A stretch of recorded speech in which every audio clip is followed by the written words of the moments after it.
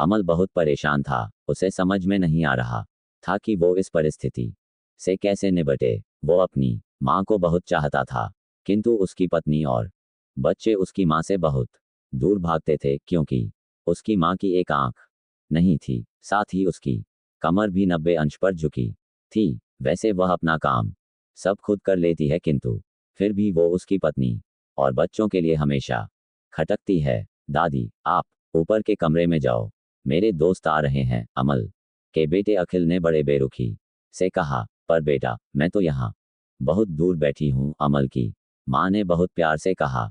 नहीं, आप उनके सामने मत रहो, वो मुझे चिढ़ाते हैं, अखिल ने जोर से डांटते हुए कहा। क्या हुआ अखिल, क्यों चिल्ला रहे हो, अमल की पत्नी कामनी ने किचन से ही आवाज लगाई। देखो न माँ, ये दादी यहीं ड्राइंग रूम में बैठी हैं और मेरे दोस्त आ रहे हैं, अखिल ने शिकायत भरे लहजे में कहा। माँ जी, आप ऊपर चली जाओ, क्यों हम लोगों को लजवाती हो, कामनी ने बेटे का पक्ष लेते हुए कहा।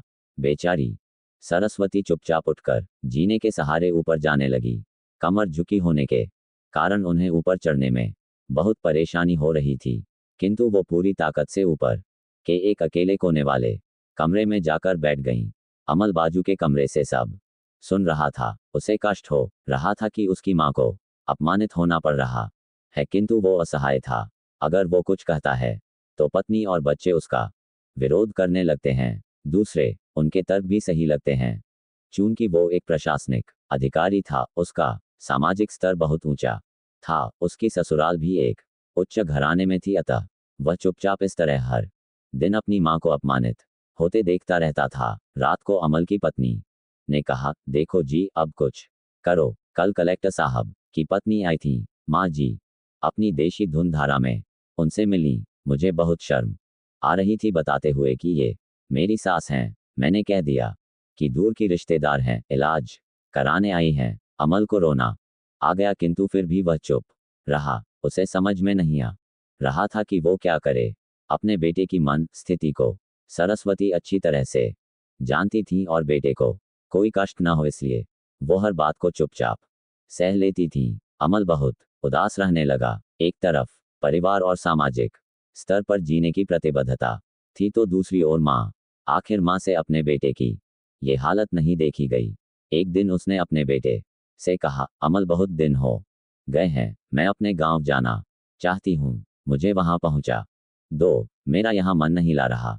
किंतु माँ, वहां तो कोई नहीं है, तुम्हारी देखभाल कौन करेगा, अमल ने आश्चर्य से पूछा। अरे, सब गांव वाले तो है, और वो तुम्हारे मामा जी तो उसी गांव में रहते हैं, और फिर हम सारी व्यवस्थाएं कर आएंगे न। कामनी को तो जैसे मन की मुराद मिल गई हो। हाँ बेटा, बहू सही कह रही है, सरस्वती ने लंब सांस लेते हुए कहा। अमल जानता था कि गांव में माँ की देखभाल करने वाला कोई नहीं है, लेकिन अपनी पत्नी की जिद के कारण वह अपनी माँ को गांव छोड़ने पर विवश हो गया। माँ को गांव छोड़कर आते वक्त उसे रोना आ रहा था तथा अपनी बेबसी पर गुस्सा भी आ रहा था, किंतु परिवार, पत्नी और समाज ने उसके इन मनोभावों को दबा दिया और वो सुकून सा महसूस करने लगा। कुछ दिनों के बाद उसके चाचा, जो अमेरिका में रहते थे, आने वाले थे।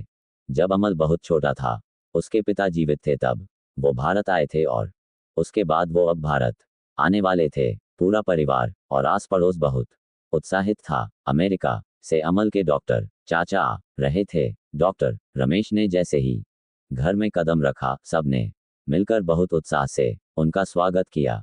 क्यों अमल भाभी नहीं दिख रही, कहाँ हैं डॉक्टर रमेश ने उत्सुकतापूर्वक पूछा। जी, वो गांव में रहती हैं, यहाँ उनका मन नहीं लगा, कामनी ने सपाट लहजे में उत्तर दिया। डॉक्टर रमेश ने अमल की ओर देखा तो अमल ने अपनी आंखें झुका लीं। डॉक्टर रमेश सब समझ गए।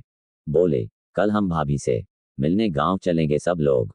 दूसरे दिन सभी लोग गांव के घर में पहुंचे। देखा कि सरस्वती को बहुत तेज बुखार है और वो पलंग पर असहाय पड़ी है। डॉक्टर रमेश दौड़कर सरस्वती के पास गए, उनके पैर छूकर रोने लगे। सरस्वती की ये हालत उनकी कल्पना से परे थी। वाह बेटा अमल, तूने तो नाम उजागर कर दिया। अपनी माँ की ये हालत देखकर तुझे तो शर्म भी नहीं आ रही होगी। डॉक्टर रमेश ने अमल को लगभग डांटते हुए कहा। नहीं देवर जी, अमल का कोई दोष नहीं है, मैं खुद गांव आई थी। सरस्वती ने अपने बेटे का बचाव किया। मुझे सब पता चल गया। भाभी, आप चुप रहो। क्यों? बहू, तुम्हें अपनी सास की कुरूपता पसंद नहीं है। समाज में तुम्हें नीचा देखना पड़ता है ना? डॉक्टर रमेश ने कामनी की ओर व्यंग्य से देखा। कामनी निरुत्तर होकर अमल को देखने लगी। आज तुम जिस सामाजिक स्तर पर हो, वो इन्हीं के संघर्षों की देन है। और बेटा अमल, तुम्हें शायद मालूम न हो कि बचपन में जब तुम 1 साल के थे, तब छत से नीचे गिरने के कारण तुम्हारी एक आंख फूट गई थी और तुम्हारी रीढ़ की हड्डी में भी समस्या थी। तब तुम्हारी इस कुरूप माँ ने अपनी एक आंख और अपना बोन मेरो तुम्हें दे कितना सुंदर स्वरूप दिया था। कामनी, बेटा, इतने सालों तक संघर्ष करके बेटे को प्रशासनिक अधिकारी बनाने वाली इस संघर्षशील औरत की तुम लोगों ने ये दशा कर दी। तुम्हें ईश्वर कभी माफ नहीं करेगा। डॉक्टर रमेश की आंखों से अश्रु जलधारा बह रही थी। अब भाभी, आप मेरे साथ अमेरिका जाएंगी, यहाँ इन स्वार्थी लोगों के बीच नहीं रहेंगी। डॉक्टर रमेश ने सरस्वती से कहा। अमल को तो काटो तो खून नहीं था। डॉक्टर रमेश जो उसके चाचा थे, उन्होंने जो राज बताया, उसके बाद तो अमल को यही लग रहा था कि उससे ज्यादा पापी इंसान इस दुनिया में कोई और है ही नहीं। वह दौड़ता गया और मां सरस्वती के कदमों से लिपट गया। मां, मेरा अपराध अक्षम्य है। मैं जान बूझकर चुप्पी साधे रहा, आपका अपमान करवाता रहा। अब सिर्फ आप ही उस घर में मेरे साथ रहेंगी और कोई नहीं। अमल ने आग्नेय दृष्टि से अपनी पत्नी और बच्चों को देखा। कामनी को भी बहुत पश्चाताप हो रहा था, किंतु उसकी हिम्मत नहीं हो रही थी कि वो सरस्वती से आंख मिलाए। सरस्वती ने कामनी की मन स्थिति को समझकर उसको पुचकारते हुए अपने पास बुलाया और अमल को डांटते हुए कहा, खबरदार, जो मेरी बहू को मुझसे अलग करने की कोशिश की तो तुझे ही घर से बाहर निकाल दूंगी। कामनी और बच्चों ने सरस्वती के पैर पड़ते हुए अपने व्यवहार पर माफी मांगी और मां के हृदय ने सबको माफ कर दिया। वे दुनिया पर पड़े, वो है बालों का